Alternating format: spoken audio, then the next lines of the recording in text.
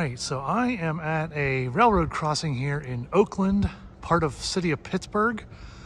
This is Boundary Street. Above me is Forbes Avenue, that bridge. There is a train tunnel right here, and this train is going to be coming up and out of it. This is a historic train tunnel.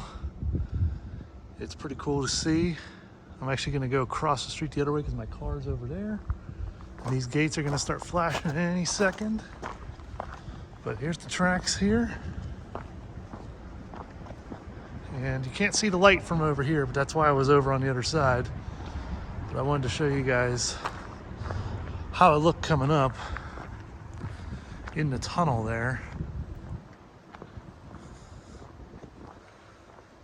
It's a little hard to see. There you go. You can kind of see the light right there.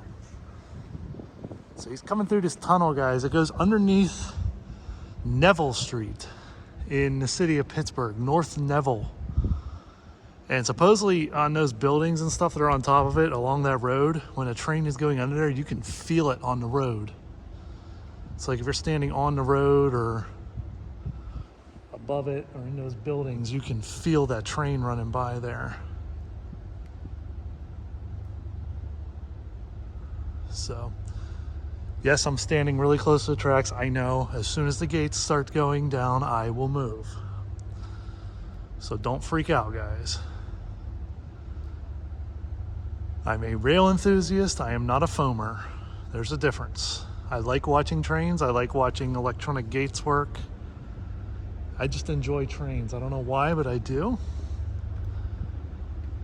And this should start flashing any second now.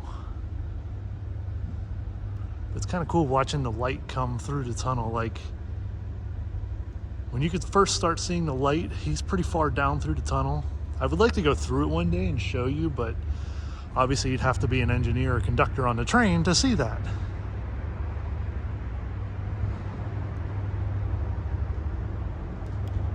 This does get a little smoky too from the train coming through the tunnel. All the smoke, all the exhaust gets pulled out after the engines are passed. And it pulls it all out with it. You'll see. I can hear the humming of the train now.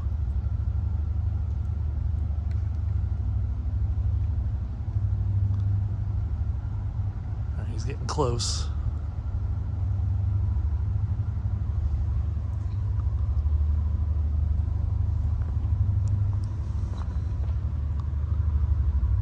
Now you can see pretty much the whole tunnel, guys. Oh, there's the gates. Okay, I'm moving. All right, here we go. I'm moving. Back up to my car here. You can see the two gates over here. And these tracks literally run right next to the building here and then over to the Glenfield Yard, as it's known. So I'm just gonna chill here. And here they come.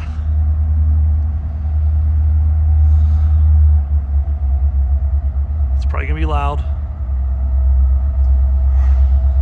He's gonna blow his horn. There he is. He's out of the tunnel. The engine's out.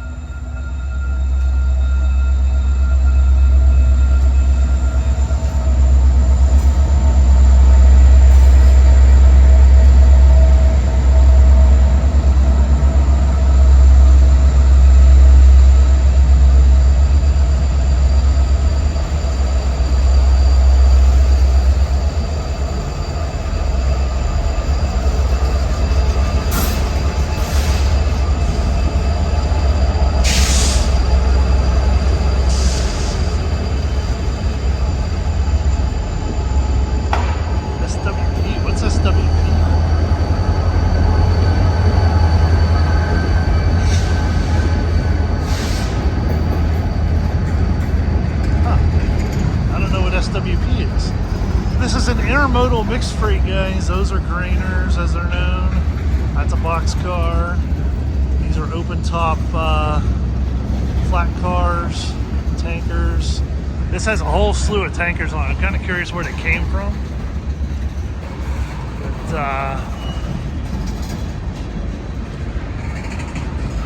I do have an escape route if something should happen, so don't worry, guys. That's one thing about watching trains. And also, I'm not close enough that if they would tip over, they would not fall onto me.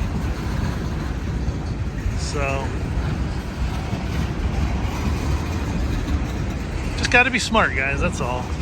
Be smart about where you're standing watching trains when you're watching them go by.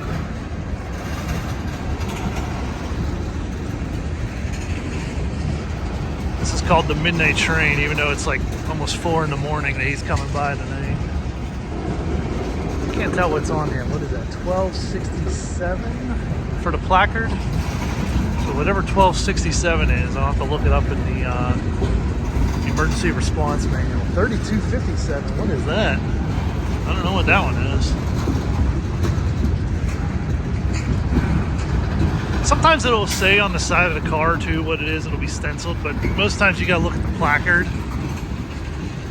And here comes this. You can kind of see the smoke coming out from the tunnel. All the smoke from the engines.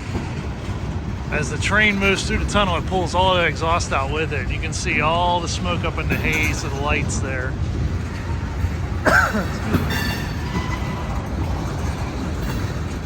It's a little windy, a little cold out here. It's 40 degrees Fahrenheit, which is what, about 5 centigrade?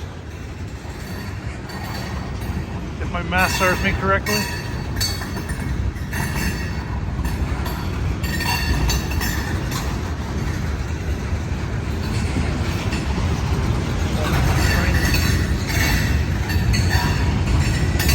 Tilt on those rails there.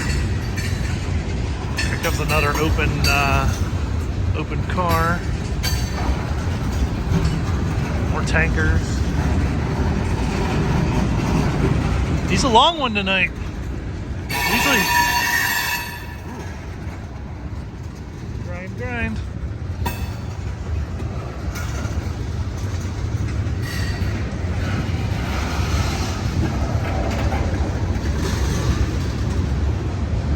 Car coming up the road here.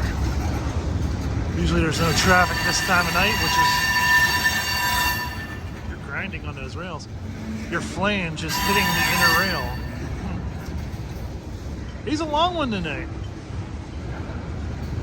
Ooh, that one's got cool graffiti on it. Check that out.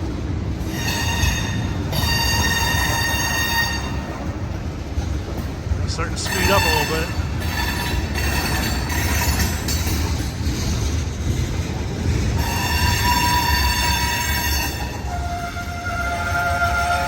That's a stuck brake. Ooh, that was a brake. That car. It's pretty cool. Damn, he is longer than I thought he was tonight.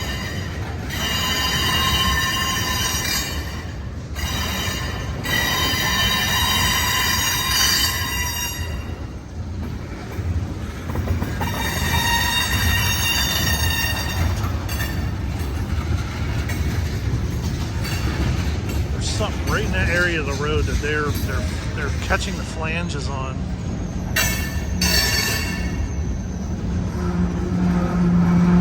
Ooh, that's a stuck brake.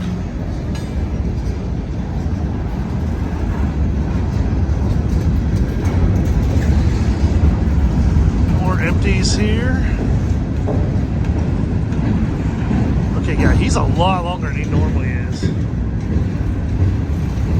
Flat spot on the wheel there. There's the end of it. Now guys, what's at the end of it here is called a flashing rear end device, or FRED.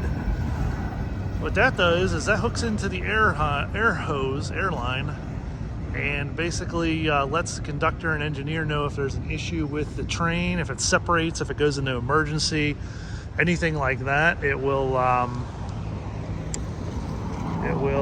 alert the engineer that, hey, there's no I'm not getting any air pressure back here. So let me tell you guys what I was hearing here. Something over here. something right over here on this track here or something.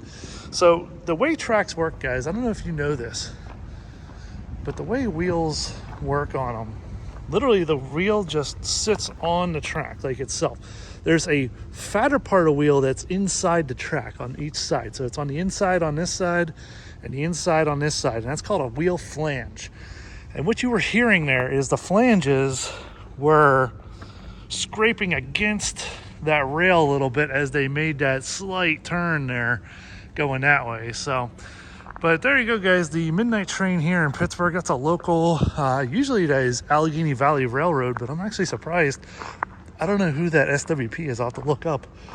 But the main engines were called Carload Express. So there you go, guys. Hope you enjoyed that video. A little bit of information for those of you that may not be rail fans or may not know so much about trains. Just a quick little basic for you there. So thanks for watching. Have a good night.